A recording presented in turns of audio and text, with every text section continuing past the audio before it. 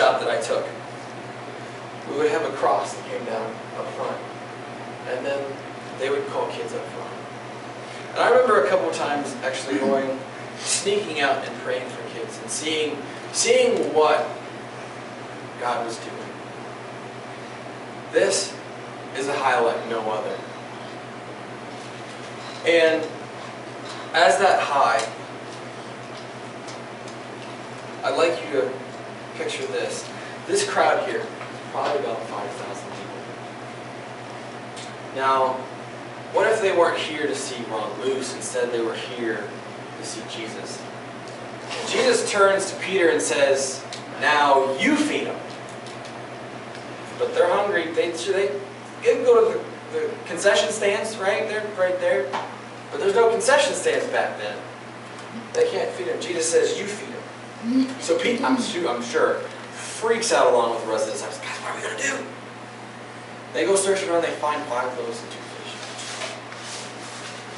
And they end up feeding that 5,000 people. Talk about a high.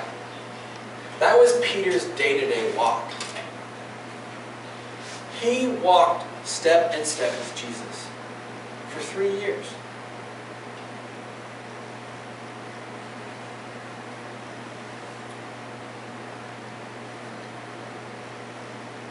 And then, a couple days later, we'll say a couple months, time goes by, and Peter's sitting there eating with Jesus.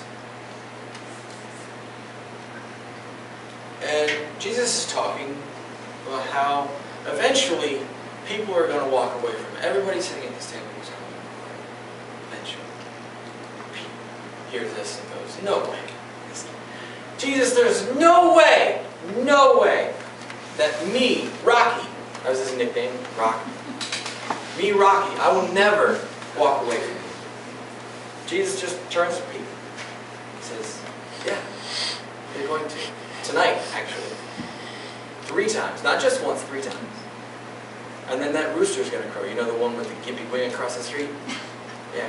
He's going to crow." Pete, I'm sure, is thinking, "You're right. That's never going to happen." But then the story continues. And with Gethsemane, Jesus is taken. And Peter goes and follows Jesus from a distance. And then we find Peter huddled up on a fire with an eye shot of Jesus, keeping an eye on everything. And a girl comes up and goes, "Hey, I know you. You're with Jesus, right?" Pete goes, I don't know what you're talking about. I don't know him." A little bit of time goes by, and another guy comes up. "I know you. You're with Jesus, right? You know him." He says, "No, never seen him in my life." And then the girl comes back again. "I know it's you. I know you've been with him. You talk just like him." Peter goes, "I swear I've never seen this man in my life." And then I see Jesus just turn and look Peter right in the eye. I'm sure with tears in his eyes. And that rooster crows, and it clicks. What did I just do? I swore I'd never do this. And I see him look at Jesus. Jesus looking back at him with tears in his eyes. And he just runs out. Have you ever been driving in a car, on a trip, going to work, somewhere you frequent, and whether by daydreaming or talking to someone, you find yourself further in your trip than you realize, just as you drive past your exit? Or maybe you're more like me when I was going to college and driving home at 10 o'clock at night after working 10 hours and going to school for another 4. And you drive tired. And as you drift off, you start to swerve. And all of a sudden, thank God for those rumble strips, right? They really wake you up. Scare the tar out of you. But that's what they're there for. This is where we find Peter. He just got rumbled away. Or crowed away. I wish I could say that this had never happened to me. I can't associate with Peter with this, but I can, sadly. I left the Honor Academy bubble, which it really was, and I was headed home. Finally, I thought to myself, no more mandatory Bible reading, no more mandatory quiet time, no more mandatory 4:30 in the morning corporate exercise. Yes, I'm free. But for those of you that have done this, you know that the longer you go without exercising, reading your Bible, and talking to Jesus, you get lazy, you get flabby, and you get just,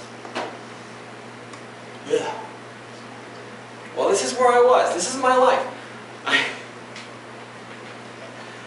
I got lazy. And as the year went by, I got lazier, and my walk with God I began to drift. It wasn't tight like it was at the Honor Academy, because I didn't have that structure. I broke off an engagement, and it took the girl for myself. We ended up getting engaged.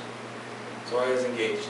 I was working 2 jobs to put the money towards our wedding and the ring that I just bought her.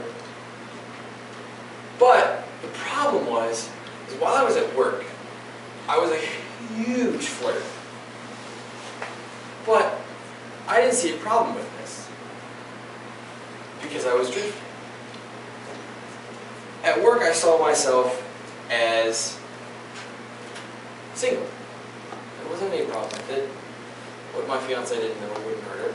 I liked the attention that I was getting, and the girls that I was flirting with liked the attention that they were getting. But one day, that flirting made its way to a phone number. And that phone number that day led to a 3 or 4 hour conversation over text. That next day, in the span of 2 days, the next day, I kissed her at work. Now, I'm engaged, and I kissed a girl. But not just a girl. I kissed a married girl. But I didn't see anything wrong with it. I was single at work. She was single at work. No harm.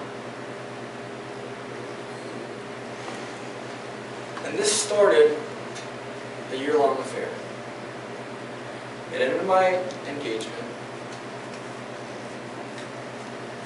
and cost me my relationship with God, for the most part.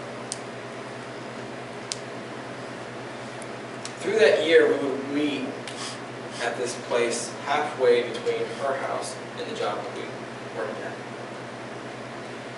And it happened to be a church parking lot. And we would meet every day before and after work. And it was almost always at a church parking lot.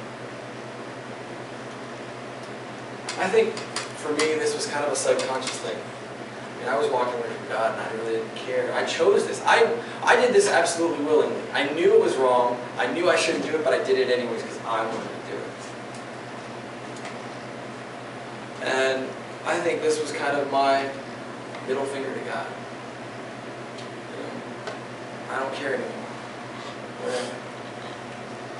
And eventually, the relationship went on and I gave away my virginity to this woman.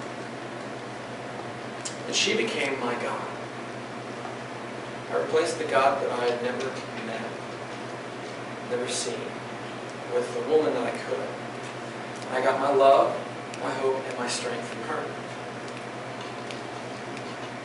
And as you know, that is not the best thing. Well, the relationship ended. And all that love, hope, and strength was gone. And what replaced it was a void. Dark, scary, and lonely. And I filled it with whatever I could do to distract myself from the pain. Most of that was porn and masturbation.